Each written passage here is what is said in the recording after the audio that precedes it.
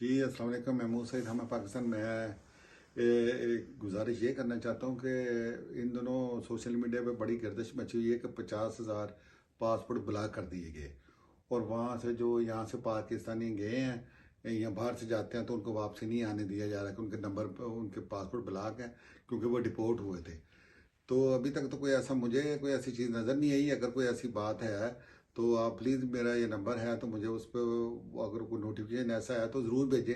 क्योंकि चंद दिन पहले, मतलब ये 3 दिन पहले का बता रहे हैं कि कल की बात है कि और परसों भी दो बंदे जो यहाँ से गए थे डिपोर्ट भी हो चुके हैं।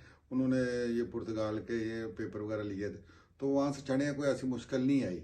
तो ये इससे काफ़ी हिजान पैदा हुआ है। तो इस फिलहाल कोई मतलब हुकूमती लेवल पे मुझे अभी तक नोटिफिकेशन नहीं मैं देख सका। अगर आप किसी के पास है तो वो ज़रूर दें। बहुत शुक्रिया।